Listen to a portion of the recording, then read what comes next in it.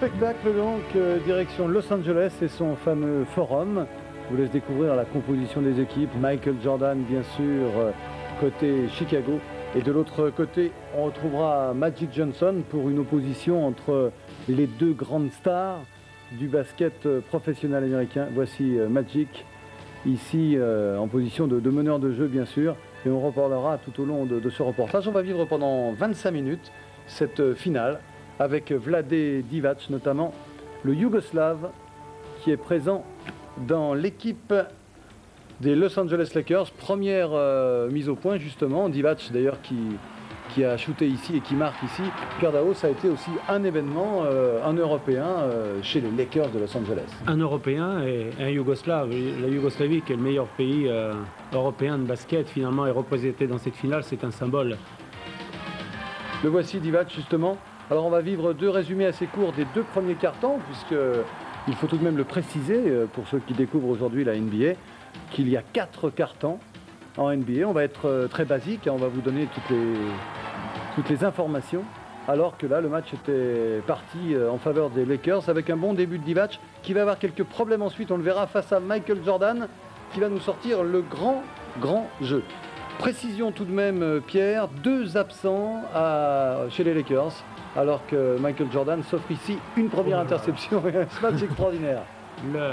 Bien sûr, 2 absents de marque, puisque dans le 5 majeur, manque du côté des Lakers Byron Scott et James Worthy, qui sont remplacés ici par Jerry Tiggle et par, je ne le vois pas, eh bien je ne le vois pas. Attendez, James Worthy est remplacé par... On verra ça au fil du match. J'aimerais qu'on le découvre. Toujours est-il que pour l'instant, on se retrouve avec les Lakers qui ont fait un bon début de match. Et on va se retrouver très rapidement à la mi-temps, si je puis dire, à la fin du deuxième quart-temps. Et Pascal, on peut parler de la formule là, de ces quart-temps de 12 minutes. C'est pas du tout ce qui se passe en France. Non, parce qu'en France, on a 2 fois 20 minutes, 4 fois 12. Je pense qu'il y a différentes raisons. C'est vrai que ça allonge le spectacle. Absents, hein, James Worthy à droite de l'écran. Ça allonge le spectacle, ça allonge aussi ça rallonge aussi les possibilités de messages publicitaires. C'est très important aux États-Unis.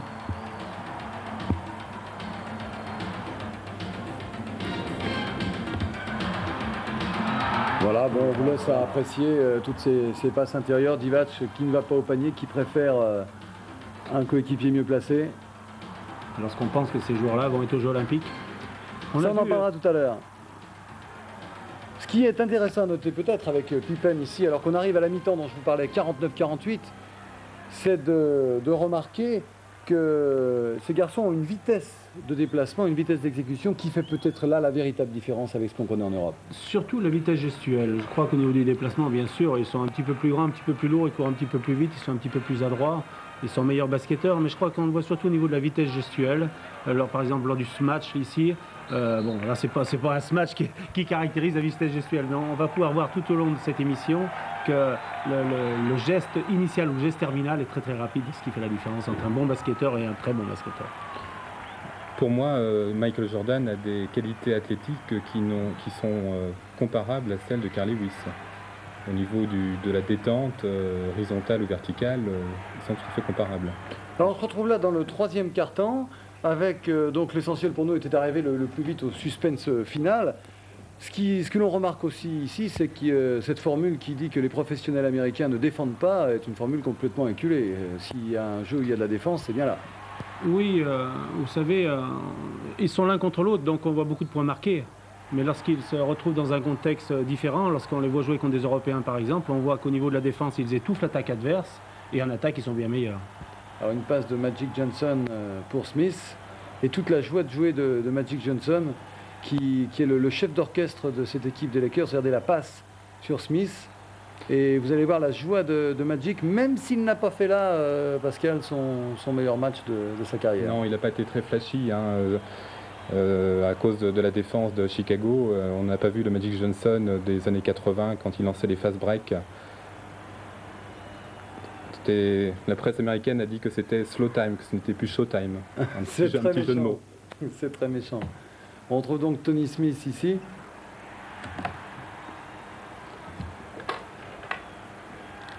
Et un match très serré tout le temps, jusqu'au bout d'ailleurs, c'est pour ça qu'on a choisi de vous le montrer. Mais je crois qu'il faut remarquer sans arrêt qu'il manque 2 joueurs clés chez les Lakers. Et c'est vraiment ce qu'il faut garder en mémoire, car ce n'est pas tout à fait les vrais Lakers qu'on voit ici, puisqu'on va les voir véritablement à Paris. Oui, on va surtout voir que les gens du banc, les remplaçants, comme l'on dit en France, eh bien, sont pratiquement d'égale valeur. Et que ce qui fait souvent la différence, d'ailleurs en Europe, c'est les gens du banc. Mais là, on a pu voir que les gens du banc étaient pratiquement de valeur équivalente. On voit aussi que même à ce niveau-là, et ça rassurera peut-être ceux qui suivent la NBA et qui jouent en championnat de France dans quelque catégorie que ce soit, eh bien, on remarquera que même les grands font des marchés, on l'a vu tout à l'heure, et que même Magic Johnson est susceptible d'en faire. Alors bien sûr, les Bulls en rouge, et ici, voilà le marché de Magic. En jaune, les Lakers, ils ne sont pas tout à fait infaillibles. Heureusement. Alors mais vous êtes dans les moments importants, ils sont pratiquement infaillibles. On le verra tout à l'heure. dans ce qu'on appelle le Money Time. Ouais. On en parlera. Alors parlons de l'ambiance générale. On vous laisse suivre le déroulement de la rencontre dans ce 3e quart-temps. L'ambiance générale, c'est la salle de Los Angeles. Ah, voilà ici Green qui vient de marquer un panier, c'est le remplaçant. Alors quel remplaçant de James Worthy? Voilà, c'est Green, le nom qui vous échappait tout à l'heure. Alors l'ambiance au Forum de Los Angeles, pour avoir une place, Pascal, vous qui êtes allé souvent une vingtaine de fois, comment vous faites pour avoir une place? Vous faites accréditer? Oui, nous on se fait accréditer, on a la chance d'être journaliste, on se fait accréditer, on est plus ou moins près. Los Angeles c'est un petit peu loin, il y a des salles où c'est un petit peu plus près, mais évidemment quand on est un spectateur ordinaire, la seule possibilité c'est d'acheter des places au marché noir. Il est évident qu'il faut se ramener avec un bon paquet de dollars pour obtenir une place pour une finale de play-off. Alors c'est Roland Garros tous les jours là-bas, c'est le marché noir pour rentrer, et il n'y a pas de place même pour la saison régulière. Non, il n'y a pas de place. À Portland par exemple, les Trailblazers se jouent à guichet fermé depuis 1977, donc depuis 15 ans. C'est pas l'une des plus grandes, hein. Je crois qu'il y a 14 000 places à peu près, c'est pas l'une des plus grandes. C'est comme si on avait Bercy complet pour le Racing. Depuis 41 fois en saison régulière, 41 fois par an. Plus les matchs de play-off, ce qui fait à peu près 50 fois par an. Écoutez la différence.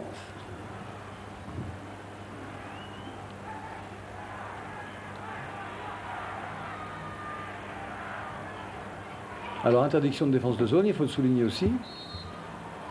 Il est vrai que le match est assez haché là, et qu'on voit les gens marcher, mais on peut se rendre compte que parfois, lorsqu'il y a un panier d'un côté, en moins de 3 secondes et demie, l'autre côté peut y avoir un tir de tenté. C'est une différence que j'aimerais qu'on signale également, c'est la vitesse de déplacement. En France, mais ne disons pas que le basket français n'est pas bon, hein, c'est pas du tout notre discours aujourd'hui. Disons simplement que le basket américain c'est un autre monde. Qui dit grand là-bas ne dit pas lenteur de déplacement. Oui, l'équipe de Los Angeles a une moyenne de taille normalement qui rentre sur le terrain, dans le 5 majeur, de 2,5 m, 102 kg, et la qualité première de cette équipe, c'est la contre-attaque. 2,05 m de moyenne de taille. Il y a un petit quand même. Les deuxièmes arrières, Byron Scott par exemple, au Tirity Goal, mesure 1,93 m. Mais je crois que tous ces gens, outre la taille, ont des qualités de vitesse formidables. Et la première qualité d'un basketteur professionnel, c'est la vitesse. Un match est toujours serré, 2 points d'écart. Et un Magic qui a perdu ses marques peut-être avec les absences, notamment de James Worthy. Je crois qu'il a été très bien marqué surtout. Alors les héros de ce match seront peut-être pas tout à fait ceux qu'on attendait. Car on va voir... Oh là on l'attendait lui. Oui. On va voir que le match, notamment avec Paxton tout à l'heure, va basculer. Alors Paxton qui est blanc, c'est aussi l'occasion de souligner avec Divac d'un côté, Paxton de l'autre, qu'il y a une majorité de joueurs noirs américains, bien sûr, en NBA. Dans le 75%. 75%, tous joueurs confondus. Mais si on prend que les 5 de départ, on doit arriver à un pourcentage... On doit arriver à 80 ou 85%. Voilà. Ouais. Parlons également de l'impact de ces matchs NBA par rapport toujours au basket français ou au basket européen. il est de bon ton de se montrer un peu comme à Roland-Garros. À Roland-Garros, on voit Sardou, on voit Hallyday, on voit Pierre Richard, on voit toutes les stars du showbiz, et on voit Bruel. Au Forum de Los Angeles, on voit des stars toute la journée. On voit Hollywood, je veux dire Los Angeles c'est Hollywood, et on voit Jack Nicholson qui lui ne se montre pas. Je veux dire, Jack Nicholson c'est un vrai supporter de basketball, c'est même le supporter numéro 1 des Lakers.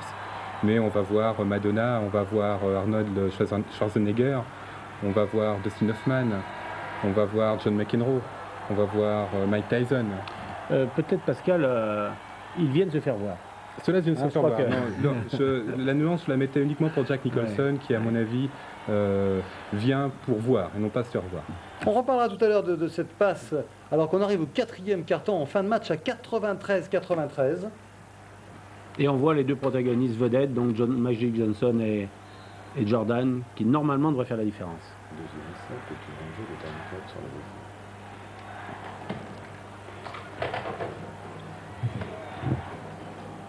On peut voir que le basket, qui est un jeu vertical, puisque les sauts comptent beaucoup, est aussi un jeu horizontal, en le sens qu'il y a la lutte pour la place, et on la voit particulièrement dans la raquette. C'est très très intense à ce niveau-là. Voilà, 2 secondes pour shooter, le shoot part au dernier moment. Il n'y a pas 30 secondes là-bas, je crois que c'est 24. 24 secondes et bientôt 20.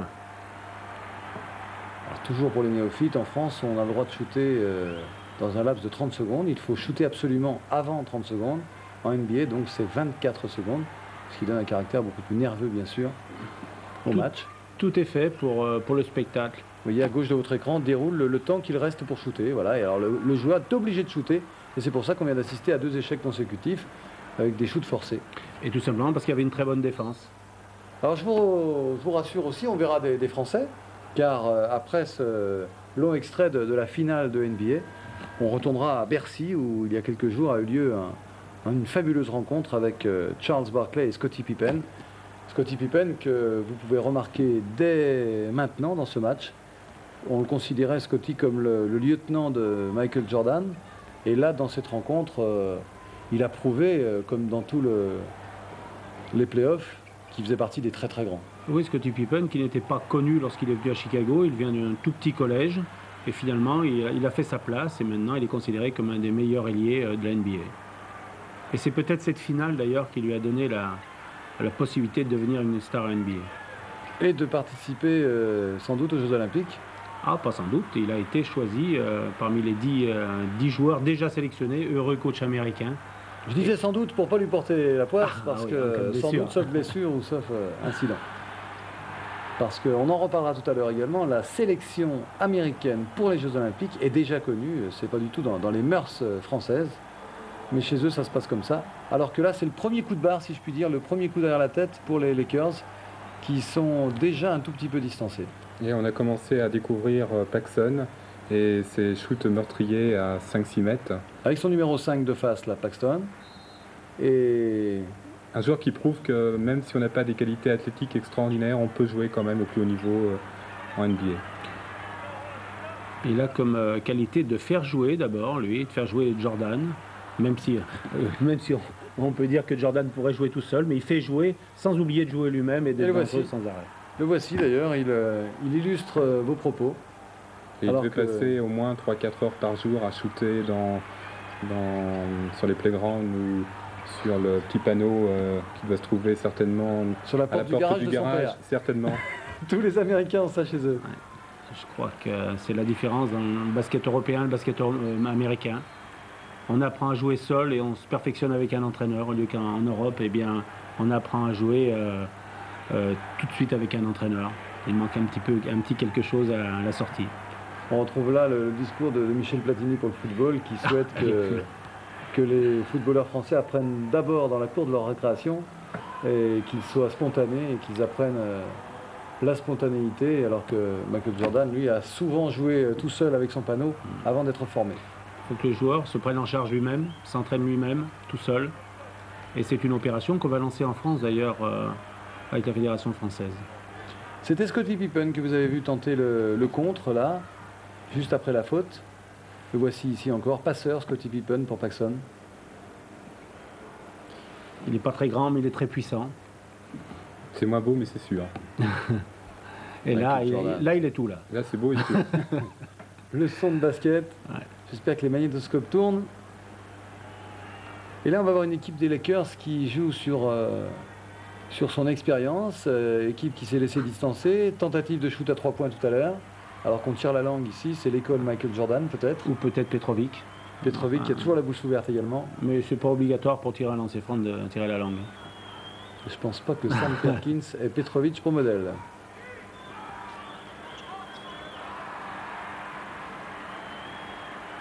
Donc tout à l'heure, les Lakers ont tenté de revenir par un shoot à 3 points. Et là, ils sont distancés. 5 points d'avance pour Chicago et balle en main. Et Paxson encore là. Ça commence à faire cher là. Un petit peu moins de vitesse en fin de match, toujours, en NBA. Mais tout simplement parce qu'on n'a plus le droit à l'erreur. Chaque balle est capitale. 7 points, là, il faut assurer. On tente de jouer intérieur, on provoque la faute. On peut remarquer la parfaite correction de tous les joueurs. Il faut en parler de ça, Pierre. Il faut en parler. Il faut parler de l'attitude des basketteurs américains avec les arbitres notamment. Pour deux raisons. La première, on doit respecter l'arbitre. Et la deuxième raison, on doit s'occuper du jeu. Et quand on s'occupe de l'arbitre, on ne s'occupe plus du jeu. Donc on est un petit peu moins fort. Donc eux, comme ils ont le respect de l'arbitre et qu'ils veulent être bons parce qu'autrement immédiatement ils viennent sur le banc, eh bien il n'y a pas de problème avec les arbitres de ce côté-là. Ça prend dès la high school, dès le lycée, bien sûr. puis ensuite au collège, à l'université. On peut admettre une erreur d'un arbitre parce qu'on admet l'erreur d'un joueur. On a vu 5e faute personnelle là pour le défenseur des Bulls.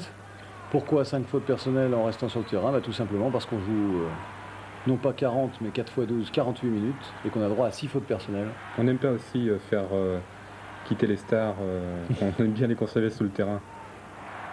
Le propre d'un bon coaching à NBA, comme en Europe d'ailleurs, c'est de terminer avec le 5 qui a priori devrait être le meilleur. Et là Jordan marque, vous l'avez vu, c'est assez étonnant ce qui se passe. Bon, il y a faute, le shoot ne compte pas bien sûr, mais il est retourné, dos au panier, il jette la balle et elle est rentrée.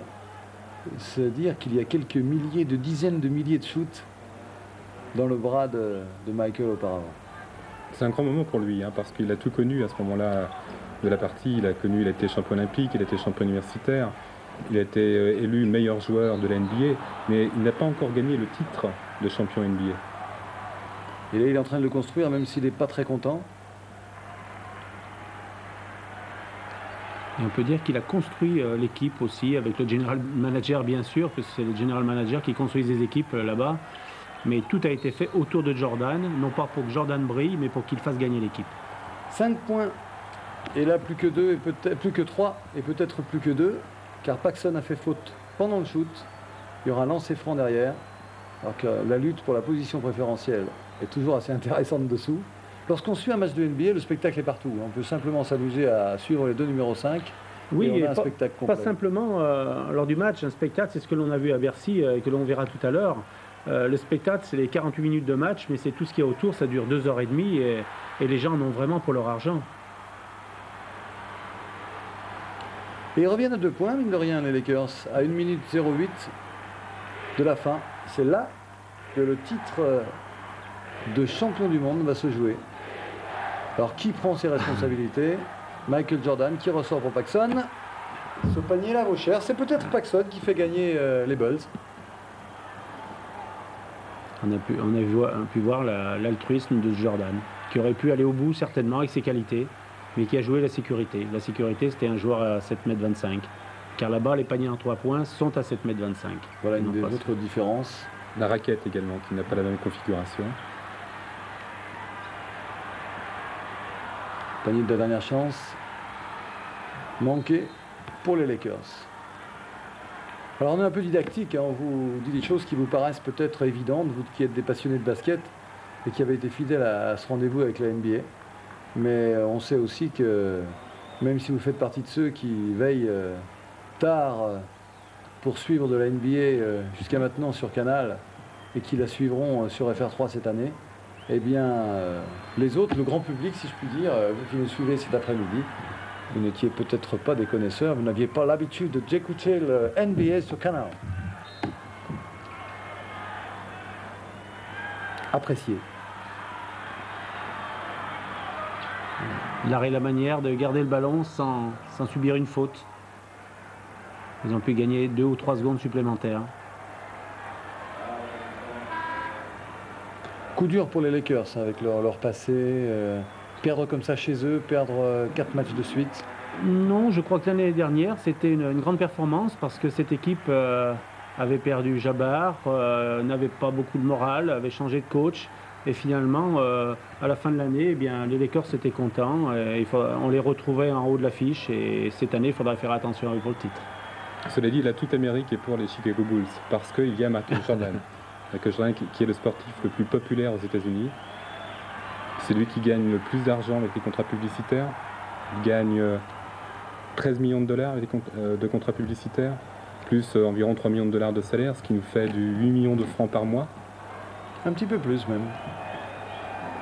Vous avez insisté, Pascal, sur les contrats publicitaires, ce qui veut dire qu'aux États-Unis, le basket en particulier, finalement, il y a le salaire, mais surtout le marketing. C'est ce qui ressort de la popularité, de l'image de marque du joueur ou de l'équipe, finalement, qui ramène de l'argent. Magic pour Divac. Divac qui tire à 3 points, ça veut bien dire, et ça montre bien tout le désarroi. C'est la fin. Michael Jordan a compris, comme le disait Pascal tout à l'heure, ça va être le plus grand jour de sa vie. Il va avoir la bague. Chaque joueur qui est champion NBA a une bague. L'anneau de champion du monde. Et à chaque fois, on a un anneau. Magic Johnson doit en avoir quelques-uns. Il ne peut pas en mettre encore à tous les doigts, puisqu'il je crois qu'il a été champion que 7 fois. Je crois que vous allez dire que je crois qu'il a 10 doigts. Oh, 10 peut-être plus, parce que la manière dont il contrôle le ballon, il a une telle maîtrise de la balle qu'on peut s'attendre à tout. Mais là, il était en demi-teinte, comme vous disiez tout à l'heure.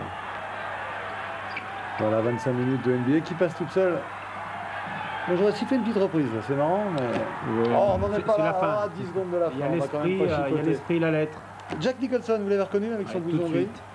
Très discret, comme disait Pascal tout à l'heure, vrai supporter des Lakers. Il est venu féliciter le coach.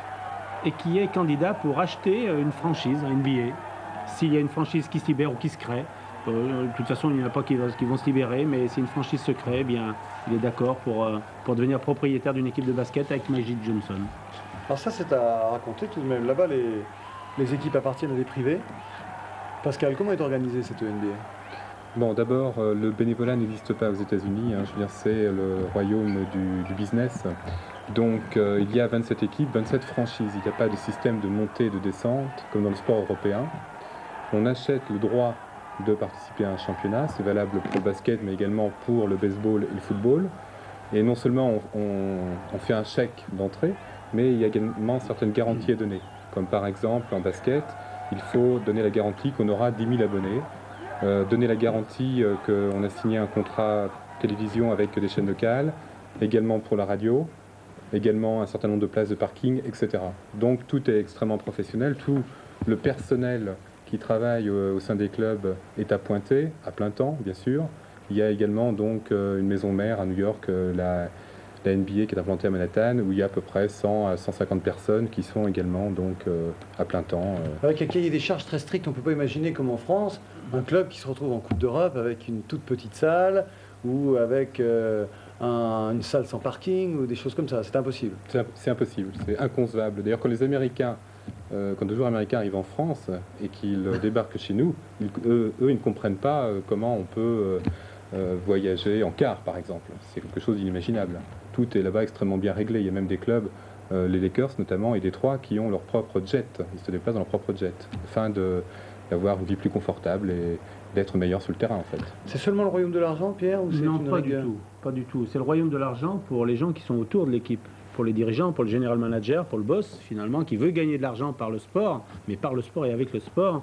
Mais lorsqu'on revient au niveau du terrain, les joueurs, l'entraîneur, il n'y a que le jeu qui compte, il n'y a que la technique qui compte, ce n'est pas le problème pour eux de l'argent ou pas argent. Eux, ils ne font que le basket. Je crois que tout est bien dissocié. Certains sont pour faire venir de l'argent, d'autres pour jouer au basket. C'est clair, net et précis. Et je ne pense pas qu'un joueur de la NBA ait pu un jour faire un match pour ne pas gagner. C'est inconcevable.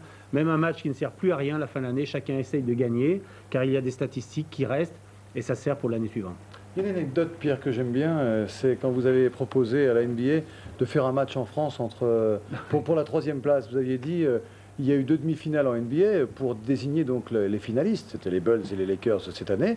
Et Pierre Daou avait dit, pourquoi pas proposer au patron de la NBA que pour la 3e place, on amène 2 donc des meilleures équipes, 2 des 4 meilleures équipes du monde à Paris pour faire une finale pour la 3e place. Oui, c'était lors du McDo à Madrid. Et j'avais dit à David Stern, pourquoi pas ce match-là à Bercy, puis un à Milan et un à Madrid.